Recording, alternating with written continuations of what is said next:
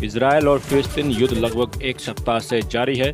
इस पर नरेंद्र मोदी सरकार ने अपना रुख स्पष्ट कर दिया है। नरेंद्र मोदी सरकार खुद प्रधानमंत्री मोदी इजरायल के सपोर्ट में नजर आए हैं, यानी कि फिलिस्तीन को छोड़ और जो तथ्यों पर आधारित बातें हैं उनको छोड़ मोदी सरकार इजरायल के पक्ष में नजर आई है। इस पूरे मुद्दे पर हम देखेंगे कि इस देश की मीडिया, हिंदुस्तान की मीडिया क्या मोदी ही बोल रही है इस मुद्दे पर या तथ्यों के आधार पर निर्णय ले रही है। सबसे पहले बता दें, पत्रकार अभिचार शर्मा ने नरेंद्र मोदी सरकार को याद दिलाया कि किस प्रकार से अटल बिहारी वाजपेयी ने ये स्पष्ट कहा था कि हम तथ्यों के आधार पर ये निर्णय लेंगे कि हम इजरायल का सपोर्ट करें या फिलिस्तीन का सपोर्ट करें। उन्होंने अटल बिहारी वाजपेयी का पुराना भाषण भी सुनाया, जिसमें उन्होंने बिल्कुल साफ कह दिया है कि इजरायल जिस जमीन पर कब्जा करके बैठा है उसको वो फिलिस्तीन की जमीन छोड़नी होगी। जिस बिल्डिंग पर इजरायल ने हमला किया है उस बिल्डिंग को पत्रकार अभिचार शर्मा ने अल जजीरा की मीडिया बिल्डिंग बताया और इस प्रकार से मीडिया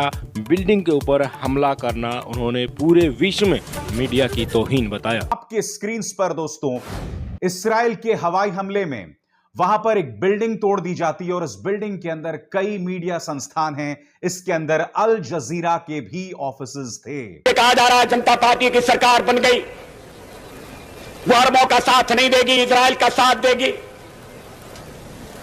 आदरणीय मोरारजी भाई इस स्थिति को स्पष्ट कर चुके हैं। गलतफहमी को दूर करने के लिए मैं कहना चाहता हूं कि हम हर एक प्रश्न को गुण और अवगुण के आधार पर देखेंगे,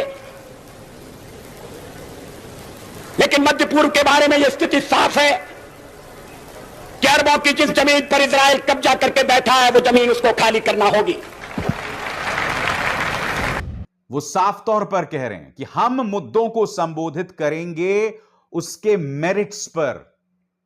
मैं ये समझना चाहता हूं एक ऐसे मौके पर जब इस्राइल लगातार हमला कर रहा है, फलस्तीन को नुकसान पहुंचा रहा है, वहां की जनता पर अत्याचार कर रहा है, तो भारत सरकार क्यों नहीं इस पर कड़ा रुख अख्तियार करती। वहीं आर भारत के पत्रकार ने इजराइल का फिलिस्तीन पर हमला जो किया है उसको आतंकियों का खत्म करने के इजराइल मॉडल को सराहा है। जिस बिल्डिंग को पत्रकार अभिचार शर्मा ने मीडिया बिल्डिंग बताया था, उनको आर भारत के इस पत्रकार ने हमास के आतंकियों का हेडक्वार्टर बताया और बताया कि इसमें आतंकी छिपे हुए थे, जिसके कारण इजराइल ने इस बिल्डिंग पर हमला किया। पैनल में जुड़े तमाम जो पैनलिस्ट थे उनके साथ ये मुद्दा बहुत गर्मजोशी से चल रहा था। तभी एक पैनलिस्ट ने पत्रकार को सीधे तौर पर मुंह तोड़ जवाब दिया कि हमारी सरकार, हम पिछले समय से भी इजराइल के सपोर्ट में नहीं रहे हैं।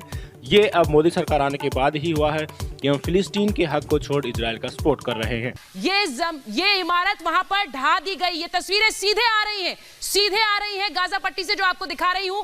गाजा पट्टी से, फिलिस्तीन से ये सीधी तस्वीरें जहां पर इमारत को ढाया गया है, क्योंकि इसी इमारत में हमास के कमांडर्स छुपे हुए थे और इजराइल ने वहां 1 घंटे का समय दिया, जिसके बाद इस इमारत को ढा दिया। इंसानियत का ऐसा रिश्ता पवित्र रहा है जैसे कि पवित्र राखी होती है। भारत का फलस्तीन के साथ राखी का रिश्ता रहा है, क्योंकि हमारी भूतपूर्व प्रधानमंत्री श्रीमती इंदिरा गांधी साहिबा यासिर अराफात को राखी बांधती थी और वो उन्हें भरी सभा में सिस्टर इंदिरा गांधी कहते थे। तो भारत की सदियों से परंपरा चली आई है कि हम फलस्तीन में इंसानियत का साथ देंगे।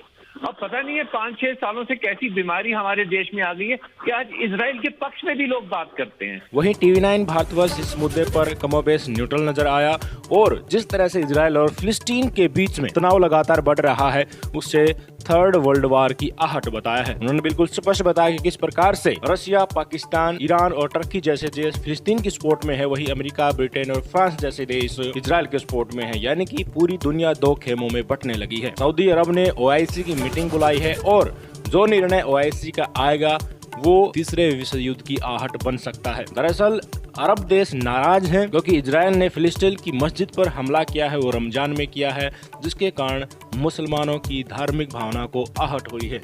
क्या दुनिया तीसरे विश्व युद्ध के मुहाने पर आ चुकी है? ये सवाल इसलिए क्योंकि धरती के एक हिस्से में बेतहाशा बारूद बरस रहा है। हर बीतते दिन के साथ युद्ध भीषण होता जा रहा है।